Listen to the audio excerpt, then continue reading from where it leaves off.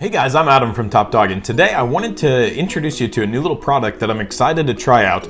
I haven't really gotten to try it out yet, so you guys are going to kind of join me for some initial impressions on this thing. But what this is, I actually didn't hear about this in the dog training community. This is actually something that I started seeing first in another community that I'm kind of involved in my free time, which is hiking and backpacking and stuff. And I started seeing some people using these ultralight towels that they were sitting on because they didn't want to be sitting on the wet ground or things like that. And so I thought, man, that looks like a perfect thing to use for a portable place. Now, for those of you guys that know me, you know that I love the place command. You can call it a crutch or whatever. I just love it. Basically, it's a command where I can just tell my dog, hey, go to that bed and stay there until I tell you to get up. And I love it because it just gets my dogs out from under my feet and stuff like that. It's just so convenient to just be able to tell my dog, you know, if this was my dog bed, just place, my dog goes there and hangs out there until I tell them that they can get back up.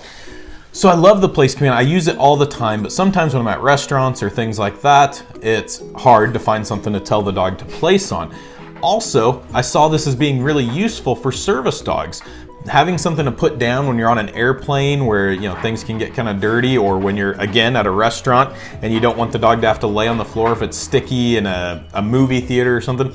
So this can be something applicable for pet dogs that are going lots of places with their family because it's so small and convenient, but also for service dogs. This can clip to a leash, a collar, it can fit in your pocket.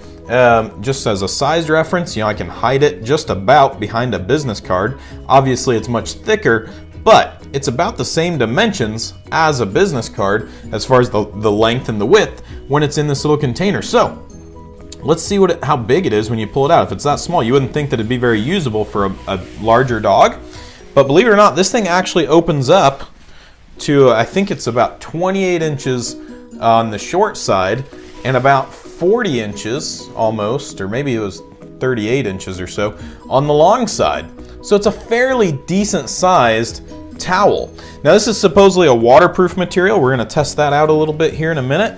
But my first impressions are that I love that this bag is attached to the actual towel itself, because I lose little stuff like this really, really easily. So first impression on that is really cool. Second impression is it's so thin, I kind of doubt that it's waterproof, and I'm a little worried about it tearing easily. Like, let's say I put my dog on place on some gravel or something. I'm worried about stuff poking through there really easily. So we're going to test that out. And the other thing I'm thinking about is, can I fit this back in the bag? So I guess let's test that out real quick before we take it outside. And let's see if I can actually fit this thing back in the bag and how long it takes me. All right. Well, that wasn't quite as difficult as I thought. It took me about 45 seconds. And yeah, it's not so bad. So this bag is made out of a very stretchy material, so you don't feel like you're gonna rip it as you're shoving that down in there.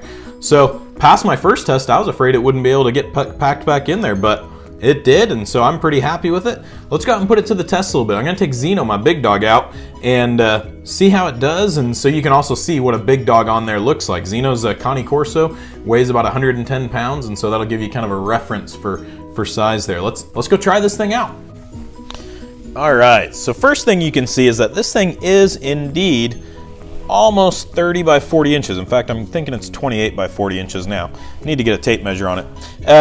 It's just barely thinner than our large place boards. These are not our largest size. These are our second largest size that we carry here at Top Dog. So it's just barely a little bit narrower, but it's actually the same length here as these. And this is the size we use for large labs, Rottweilers, a lot of pretty big dogs we use this size on. So the first thing I'm going to do is just test it for some durability. I'm going to have Zeno just hop on and off here a couple of times, and since this is a soft thing, I'm going to see if his nails actually puncture this at all from just getting on and off. Now, Zeno's nails grow really fast, so for the purpose of this video, I actually skipped clipping his nails last week, so he's gone about a week and a half longer than he normally goes. So his nails are gonna be a little bit sharp, maybe not crazy sharp, but still a little bit sharp. And I'm just gonna have him get on and off 10 times, and we're gonna see if he puts any holes in this thing. Zeno, place.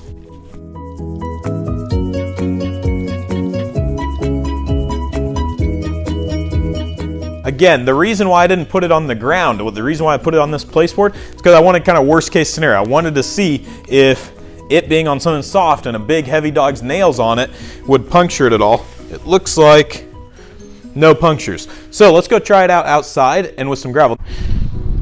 All right, so here we've got it out in the middle of a gravel driveway. Now we do have about 5-mile-an-hour winds today, so you'll notice that I put some little stones just to weigh it down a little bit. So we're gonna do the same test as inside. We're gonna get Zeno to get on and off of it a couple times and see how he does here.